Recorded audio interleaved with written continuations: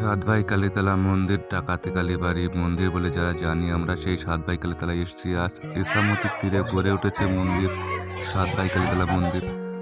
ইসামতির উপর দিয়ে চলে গেছে ভারত বাংলাদেশ রেল সেতু। এখন এই সেতুর উপর দিয়ে উপরে যাচ্ছি আমি। 2024 সাল 24শে ডিসেম্বর আর 12 মঙ্গলবার। বাংলা মাসে পৌষ মাস চলছে। পৌষ মাস মানেই আমাদের বনগাঁ সাত ভাই কালীতলার মেলা। সাত ভাই কালীতলা মেলা শুরু হয়ে গেছে পয়লা পৌষ থেকে। তো আজকে আমরা যাচ্ছি সাত ভাই কালীতলা মেলাতে। আমরা যাবো আজ চার বন্ধু যাচ্ছি আমরা ইঞ্জিন ভ্যানে করে। চিরঞ্জিত, অভিজিৎ আর শুভঙ্কর আর আমি। তো চিরঞ্জিত, শুভঙ্কর আর অভিজিৎ ওরা আসছে ইঞ্জিন ভ্যান নিয়ে, আর আমি বাড়ির সামনে রেডি হয়ে দাঁড়িয়ে আছি। তা ওরা আসলে আমার ইঞ্জিন ভ্যানে করে উঠে রওনা দেবো সাত ভাই কালীতলার দিকে। তো বন্ধুরা, আজকের ভিডিওটা ভালো হতে চলেছে। সাত ভাই কালীতলা, সাত ভাই কালীতলা আপনারা দস্যু বাড়ি কালীবাড়ি বলেও চেনেন। সেই দস্যু কালীবাড়ি আজকে মেলা, পৌষ মাসের 1 মাস ধরে মেলা চলছে। সেই মেলায় যাব ঘুরতে। আপনারাও আমাদের সাথে চলেন, ঘুরে আসবেন। আর ভিডিওটা প্রথম থেকে শেষ পর্যন্ত দেখবেন। ভালো হতে চলেছে আজকের ভিডিওটা।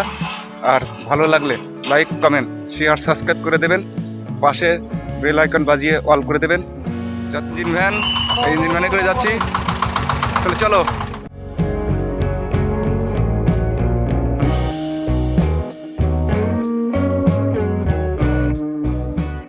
গাইস, যশোর ধরে চলছি। 1 নম্বর রেলগেট পার করছি এখন। 1 নম্বর রেলগেট পার করে সোজা যাব স্টেট ব্যাংকের সামনে।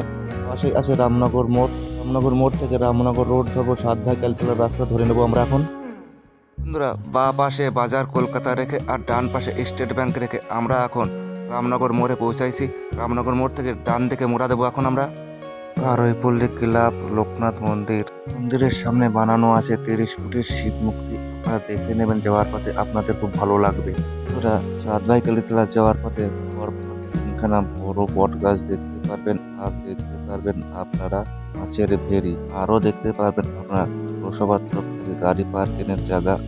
আর কিছুক্ষণ এগোলেই সাত ভাই কালীতলা মন্দির। সাত ভাই কালীতলা মন্দির মনে করলেই মনে পড়ে সেই সাত ভাই তান্ত্রিকের কথা, যারা তান্ত্রিক সাধন করতেন আর গরিব মানুষের উপকার করতেন। শুধু তান্ত্রিক সাধনার মধ্যে ওনারা সীমাবদ্ধ ছিল না, তার পাশাপাশি ডাকাতি করতেন। তান্ত্রিক সাধনা যে অর্থ প্রয়োজন পড়ত, সে অর্থ উপার্জন করার জন্য। কালীতলা মন্দির এসেই দেখবেন রাস্তার দুধার দিয়ে পুজোর সামগ্রী বিক্রি হচ্ছে।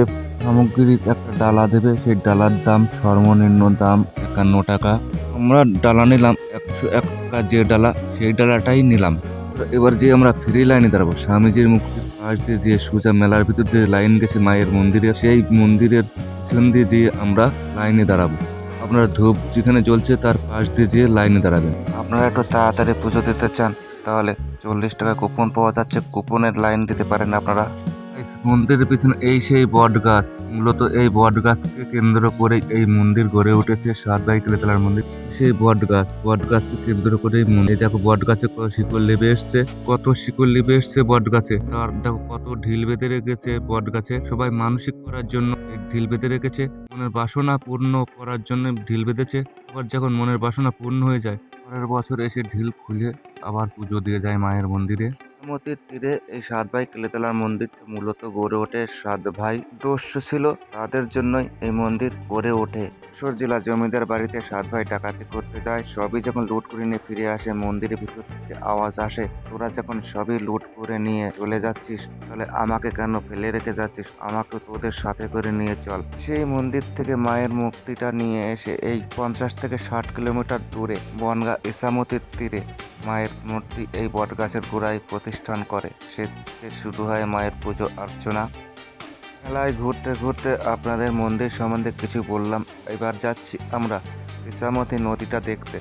ইসামতির তীরে যে মায়ের মন্দির গড়ে উঠেছে, এই ফেরিঘাটের দিকে যাচ্ছি এখন আমরা। ফেরিঘাটের সামনে এসে পৌঁছাইছি। এই সেই ফেরিঘাট। এখান থেকে ওপারে মায়ের শ্মশানকালী মায়ের মুক্তি মন্দির আছে। সেই শ্মশানকালী মায়ের মন্দিরে যাওয়ার রাস্তা। আপনারা নৌকায় করে যেতে আপনাদের মাথা প্রতি নেবে 10 টাকা করে।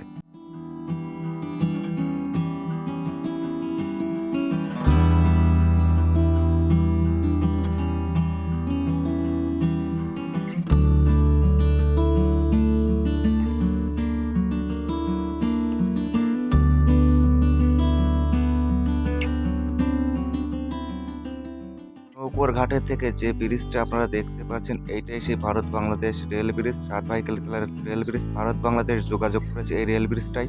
সাত ভাই কালীতলা মন্দিরের পাশেই আছে জোড়া মন্দির, শিব মন্দির এবং বজরংবলী মন্দির, হনুমান মন্দির। এবার আমরা শিব মন্দিরের ভিতর প্রবেশ করি। চলুন যাই শিব এবং বজরংবলী দর্শন করে আসি। মন্দিরের ভিতরে শিব মূর্তিটা দেখুন কি সুন্দর করে কারুকার্য করে বানানো, সুন্দর। আপনার দেখে আপনার মুগ্ধ হতেই হবে শিব মূর্তি দর্শন করে। তাহলে চলুন এবার যাই পাশে হনুমান মূর্তি দর্শন করি। হনুমানও দেখুন বজরংবলী কি সুন্দরভাবে আছে, আর এখানে মায়েরা বজরংবলী পুজো করছে।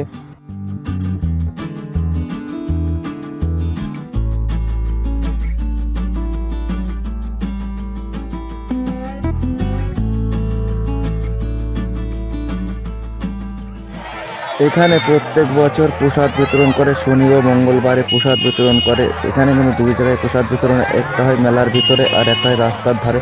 আমি এখন আছি রাস্তার পাশে। চলেন বন্ধুরা যাই এবার ওপারে মন্দির দেখতে, শ্মশানকালী মায়ের মন্দির। এবার চলুন, মেলার দেখা হলো, মায়ের মন্দিরও দেখা হলো এপারে। এবার চলুন যাই ওপারে, রেল ব্রিজ পার করে মায়ের মন্দির দেখে আসি। চলুন যাই এবার রেল ব্রিজ পার করব, রেল ব্রিজ পার করে যাব শ্মশানকালী মায়ের মন্দির দেখুন। এই যে লাল ব্রিজটা দেখতে পাচ্ছেন, এই লাল ব্রিজের পাশ দিয়ে ঠিক এই গলিটা ধরে আপনারা চলে যাবেন।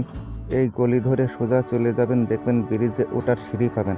তো আপনারা এই গলি ধরে যাবেন, যে এই যে সিঁড়িটা দেখতে পাচ্ছেন, এই সিঁড়ি ধরে উপরে উঠবেন। উপরে উঠে ব্রিজের পাশে মোড়া দিয়ে চলে যাবেন ওপারে। ওপারে যে দেখতে পারবেন সেই মন্দির, সেই শ্মশানকালী মায়ের মন্দির। আর এখানে যে শ্মশান, সাত ভাই কালীতলার শ্মশান, এখন সেই চুল্লি পরিষ্কার পরিচ্ছন্নভাবে রাখা আছে। তো এই সিঁড়ি ধরে এখন উঠে আসলাম। উঠে এসে বাঁ দিকে মোড়া দিয়ে চলে যাব রেল ব্রিজের উপর দিয়ে। আমরা এখন চলে যাব হচ্ছে শ্মশানকালী মায়ের মন্দির। ওপারে যে পাঁচ ভাইয়ের মাথার খুলি রাখা আছে যে মন্দিরে, সেই মন্দিরটাই যাব এখন আমরা। তো ব্রিজটা দেখুন লোহার পাতি দিয়ে সুন্দর করে রাখা আছে। আপনারা সুন্দরভাবে হেঁটে যাবেন, আপনার মনে কোনো ভয় লাগবে না, নিশ্চিন্ত মনে চলে যাবেন ব্রিজের উপর দিয়ে। কোনো ভয়ের কোনো বিষয় নেই। রেল ব্রিজের উপর দিয়ে চলতে গেলে একটা ভয় লাগে, কিন্তু সে ভয়ের কোনো ব্যাপারই নেই এখানে। তো যাওয়ার পথে দেখে নেন ব্রিজের উপর ইছামতি নদীটা এক ঝলক দেখে নেন। আমরা আবার ব্রিজের উপর দিয়ে চলছি। ব্রিজের উপর দিয়ে চলে আমরা এসে পৌঁছাই গেছি পড়ায় সেই শ্মশানকালী মায়ের মন্দিরের পাশে। এখানে পাঁচ ভাই মারা যাওয়ার পরে মাথার খুলি পুঁতে রাখা আছে, সেই মন্দিরে চলে এসেছি। ব্রিজের ডান দিকে সিঁড়ি ধরে আবার আপনারা নেমে যাবেন, নেমে মন্দিরে প্রবেশ করবেন। এই সেই পাঁচ ভাইয়ের যে মাথার খুলি পোতা আছে মন্দির, শ্মশানকালী মায়ের মন্দির। এপারেও কিন্তু ভিড় হলে পুজো দিতে আসে ভক্তরা।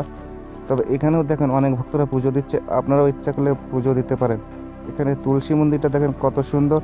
আর এখানে ধূপ জ্বালানোরও জায়গা আছে, আপনারা পুজো দেওয়ার পর এখান থেকে ধূপ জ্বালাবেন। তবে বন্ধুরা এবার আমি কোনো মন্দিরে প্রবেশ করিনি, প্রবেশ করেছে চিরঞ্জিত আর দিলীপ মামা।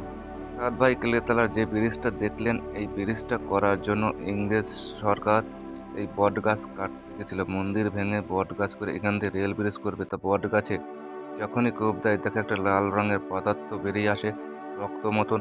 এই দেখে স্থানীয়রা ভয় পেয়ে বট গাছ কাটা বন্ধ করে দেয়, রেল ব্রিজ ঘুরিয়ে অপর সাইড দিয়ে নিয়ে যায়। বন্ধুরা বাড়ি ফেরার পথে আমরা একটু রেডপাড়া মোড়ে এসেছিলাম। রেডপাড়া মোড়ের থেকে ভিডিও শেষ করছি। তবে ভালো লাগলে লাইক, কমেন্ট, শেয়ার করে দেবেন। আর চ্যানেলে প্রথম হলে সাবস্ক্রাইব করে পাশে থাকবেন। পাশে থাকা বেল আইকন অল করে দিয়ে নোটিফিকেশনটা অন করে দেবেন, যাতে সবার আগে আমার ভিডিও ছাড়লে আপনার কাছে পৌঁছায়। ভিডিওটা ভালো লাগলে একটা কমেন্ট অবশ্যই করবেন। নমস্কার।